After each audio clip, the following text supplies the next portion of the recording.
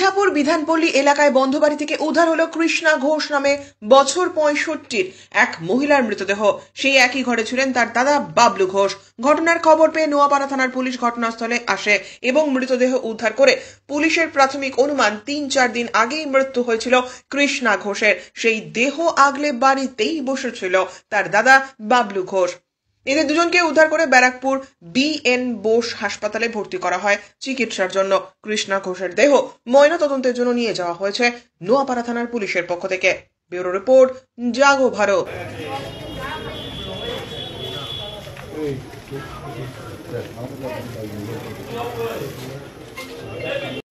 শুনলাম তো, আমরা রাস্তা দিয়ে যাচ্ছিলাম, তখন শুনলাম যে কৃষ্ণাদি মারা গেছে। তারপরে শুনলাম কিভাবে বললো নাকি কে ও দাদা নাকি ওকে মেরেছে। এটা শুনতে শুনতে চলে গেলাম, তারপরে এসে দেখলাম পুলিশ ভর্তি, পুলিশ রয়েছে। তারপরে শুনলাম যে মারা গেছে কিছুদিন আগে নাকি, এটুকুই শুনি। যিনি মারা গেছেন তাকে চেনেন? হ্যাঁ, কৃষ্ণাদিকে চিনি আমি, আমরা ছোট থেকে দেখেছি। ওনার দাদা আর উনি থাকতো, এছাড়া আর কিছু বলতো আমাদের সঙ্গে। আমরা একটু দূরে থাকি তো। গন্ধ বেরোচ্ছিল যখন সবাই বললে এসছি তখন আমরা গন্ধ পাচ্ছি। হ্যাঁ, পচা গন্ধই পাচ্ছিলাম। তা বলতে পারবো না, গন্ধ পাচ্ছিলাম এটা বুঝেছি। এটা কি দাদা বডি আঁকলে রেখে রাখার জানেন? না না না, সে সমস্ত বলতে পারবো। দাদা কি বাড়িতেই ছিল? হ্যাঁ, বাড়িতেই ছিল। ও তো বাড়িতেই থাকতো 2 বছর। তো মেন্টালি ডিস্টার্বও ছিল, কৃষ্ণাদির মাথায় জ্বর ছিল। মানে ওনার সাথেই ওনার দাদা বাড়িতেই ছিলেন? হ্যাঁ, বাড়িতেই ছিল। এছাড়া আর কিছু জানি না। আপনার নাম? আমার নাম স্বপ্না সরকার। ঘটনাটা হচ্ছে আমার ওয়ার্ড 2 নম্বর ওয়ার্ড। আমাকে সন্ধ্যাবেলায় আমার ওয়ার্ডের কয়েকজন ভাই আমাকে বলল যে ওখানে স্বপন ঘোষ বলে একজনের বাড়ি আছে, আমাদের অনেক পুরনো বাসিন্দা বিধানপল্লী, যে তাদের বাড়ির মধ্যে থেকে একটা দুর্গন্ধ আসছে। তো সেই দুর্গন্ধটার কথা বলে ওরা একটা আশঙ্কা করছিল যে বাড়ির মধ্যে কি কেউ তাহলে মরে পড়ে আছে। কারণ ওই বাড়িতে এই মুহূর্তে যারা থাকে বাবলুদা এবং স্বপনদার বোন কৃষ্ণা, এরা দুজনই বেসিক্যালি এদের মাথা খারাপ, মানসিক ভারসাম্যহীন।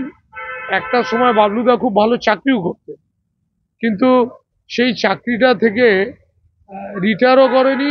বারংবার অফিসের লোক এসছে যে তুমি অন্তত রিটায়ারমেন্টটা নিয়ে নাও, ভালো পেনশন পাবে ইত্যাদি ইত্যাদি, কিন্তু বাবলুদা ওই সমস্ততে ভ্রুক্ষেপ করতো না। আজকে জানতে পারলেন? আজকেই জানতে পারলাম।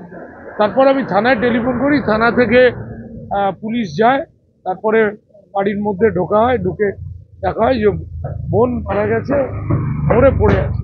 এবং হ্যাঁ, ভাই আগলে রেখে দিয়েছিল, পাড়ার ছেলেরা যখন গেছে তাদেরকে তাড়া করেছে।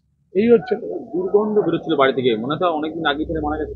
1 দিন আগে, আজকে হয়তো মানে পচনটা ধরেছে, সেই কারণেই গন্ধটা বেরিয়েছে। শীতকাল না হলে, গরমকাল হলে। বাবু অসুস্থ হয়ে এখন হসপিটালে আছে, আপনারা তাকে কোনো শুশ্রূষা বা তার জন্য কিছু করা? বাবলুদা যিনি অসুস্থ নিয়ে গেছেন, বাবলুদাকে অ্যাকচুয়ালি আমরা চেষ্টা করেছিলাম পাড়ার লোক, কিন্তু বাবলুদাকে ওরকম ভাবে কিছু করা যাবে না, কারণ এরা হাঁটতে চলতে পারে, ঠিক আছে। পাড়ার ছেলেরা ঢুকেছে, ও তো একটা মোটা বাঁশ ফাঁস জাতীয় কিছু জিনিস নিয়ে তাড়া করেছে। মানসিক ভারসাম্যহীন, চেষ্টা করলেও যে তাকে নিয়ে গিয়ে কোথাও ভর্তি করিয়ে ট্রিটমেন্ট করানো, এইটা করানো সম্ভব হয়নি আমাদের। তাই হবে, কারণ পাড়ার ছেলেরা যখন ঢুকেছে সব বাড়ির থেকে বেরিয়ে যায়। আপনার হ্যাঁ, আপনার নাম? আমার নাম প্রদীপ বসু।